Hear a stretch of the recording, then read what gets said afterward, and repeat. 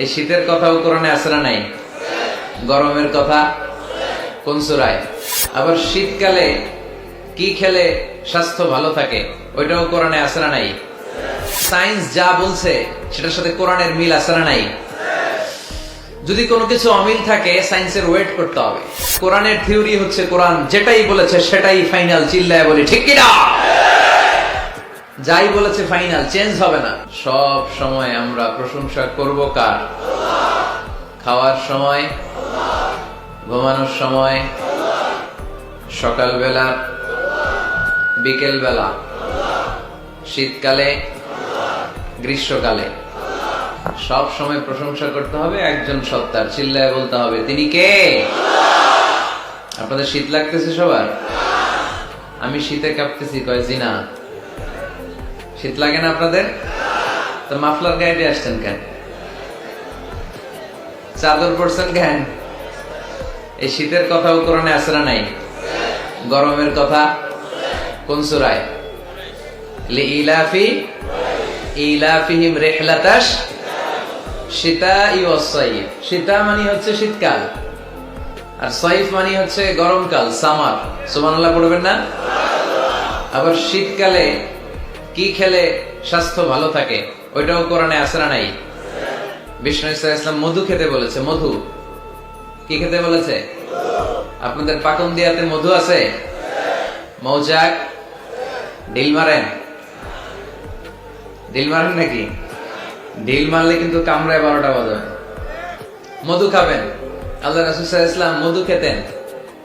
মধুর মধ্যে ফ্রুকটোজ আছে যেটা স্বাস্থ্যের জন্য খুব ভালো। ফ্রুকটোজ, মধুর মিষ্টি খুব একটা ক্ষতি করে না যেহেতু এটাতে আছে ফ্রুকটোজ। ফলমূল খাবেন, এটার মিষ্টিটাও ক্ষতি করে না, এর মধ্যে আছে সুক্রোজ। আর যে চিনি খাই এটার মধ্যে আছে গ্লুকোজ। গ্লুকোজটারে একটু সরাইয়া সুক্রোজ আর ফ্রুকটোজ খাইতে হবে। মধুর মধ্যে আল্লাহ তাআলা এই ফ্রুকটোজ দিয়ে দিলেন। অনেক সমৃদ্ধ। স্ক্যান্ডিনেভিয়ান কান্ট্রিগুলোতে অনেক শীত, আমাদের আর কি শীত? ওনারা শরীর গরম করার জন্য মদ খায়। কি খায়? মদের পরিবর্তে আল্লাহ আমাদেরকে শরীর গরম রাখার জন্য মধু দিয়ে দিলেন। সুবহানাল্লাহ পড়েন।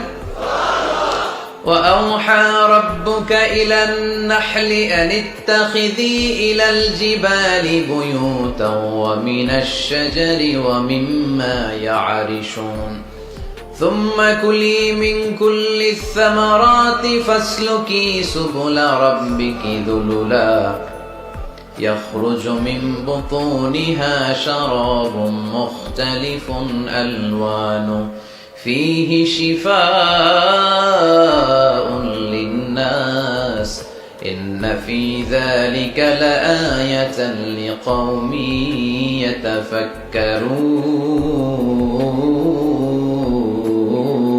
يتفكرون إن في ذلك لآية। মৌমাছি আর মধুর মধ্যে আছে নিদর্শন, সাইন। যারা চিন্তা করে তাদের জন্য আল্লাহ মৌমাছিকে একটা সিক্রেট মেসেজ করেছেন। আমরা মাঝে মাঝে মেসেজ পাঠাই না? যে পাঠায় আর যে রিসিভ করে শুধু তারাই দেখে, অন্যরা মেসেজটা পায়। আল্লাহ বলেছেন ইত্তাখিদি মিনাল জিবালি বুয়ুতা। মৌমাছি পাহাড়ে মৌচাক বানাও, বড় বড় গাছের মগ ডালে বানাও, যেন এলাকার ছেলেরা ঢিল না মারে। ঢিল মারো না তোমরা মৌচাকে। এজন্য আল্লাহ তাআলা মৌমাছিকে সিক্রেট মেসেজ করেছেন উঁচু জায়গায় বানাও। আর ফ্লাওয়ার নেক্টার, পুষ্পরস সংগ্রহ করো। আশেপাশে যত ফ্লাওয়ার নেক্টার আছে সংগ্রহ করে ওখানে রাখো। মধু এত ভালো কেন? এর কারণ মৌমাছি ফুলের রস, ফলের রস, বনাজি গাছ থেকে রস, ঔষধি গাছ থেকে, হার্বাল গাছ থেকে রস সংগ্রহ করে বিদায় মধুকে এত সমৃদ্ধ করে দিয়েছে কে? এখন মধু শুধু মানুষ খায় না, গায়েও লাগায়। Beauty care. এখানে বিউটি পার্লার আছে নাকি? বিউটি পার্লারও কিন্তু সৌন্দর্য বর্ধনের জন্য এই মধু ইউজ করে। আবার মধুর মধ্যে একটা ন্যাচারাল লিকুইড আছে, এটার নাম প্রপেলিস। এটা হচ্ছে ন্যাচারাল অ্যান্টিসেপটিক। কাটা জায়গায় মধু লাগাই দিলে ঘা তাড়াতাড়ি শুকায় যায়। সুবহানাল্লাহ কইতে পারলেন না? দ্বিতীয় বিশ্বযুদ্ধে তখন তো এত অ্যান্টিসেপটিক মলম আবিষ্কার হয়নি। তো তখন আহত যোদ্ধাদেরকে তাদের ঘা সারাবার জন্য তারা ওই ঘায়ের জায়গায় মধু লাগাই দিত। Natural antiseptic propolis. লাগাতে দেরি, ভালো হইতে দেরি। আবার অনেক মুরব্বীদের বাতের ব্যথা আছে না নাই? এই বাতের ব্যথা যে এখানে, ওইখানে যদি মৌমাছি কামড়ায় দেয় ব্যথা ভালো হয়ে যাবে। ইজিপশিয়ান এক ডাক্তারকে দেখলাম, তার রেমিটিক ফিভারে আক্রান্ত যে সমস্ত পেশেন্ট তাদেরকে ডাইকাইনা জামা খুইলা ওইখানে মৌমাছি বসায় দেয়, আর মৌমাছি হুল ঢুকায় দেয়, আর রোগী চিৎকার শুরু করে দেয়, কিছুক্ষণ পরে ব্যথা ভালো হয়ে যায়। তো এরকম অনেক কিছু দিয়ে আল্লাহ মধুকে সংরক্ষণ করেছেন। এবং কোরআনে আল্লাহ তাআলা দুইটা জিনিসকে শিফা বলেছেন। কয়টা জিনিসকে? এক হচ্ছে কোরআন, ওয়ানুনাজ্জিলু মিনাল কুরআনি মা হুয়া শিফা, কোরআন নিজেই শিফা। আর হচ্ছে মধু।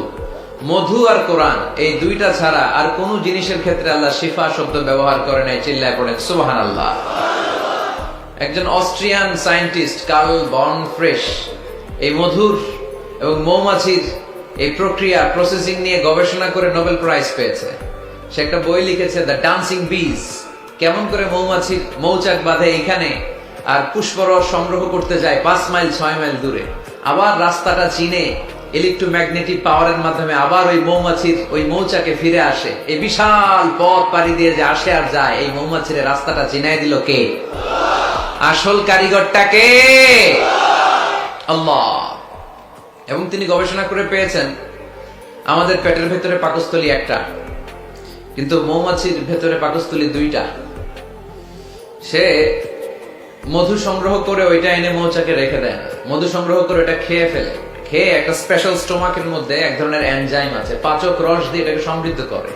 তারপর একটা টিউব আছে এটার নিচে, ওই টিউব দিয়ে মৌচাকের বাসার মধ্যে ঢুকায় দিয়ে আসে। আমরা তালুর মধ্যে ফেলি আর জিব্বা দিয়ে খাই, সুবহানাল্লাহ নাই, খাওয়ার পরে আলহামদুলিল্লাহ নাই। আহা, এই যে পুরো প্রক্রিয়াটা, এটা আল্লাহ সিক্রেট মেসেজের মাধ্যমে মৌমাছিকে জানিয়ে দিয়েছে। আর আল্লাহ বলেছে ইত্তাখিদি মিনাল জিবালি বুয়ুতা।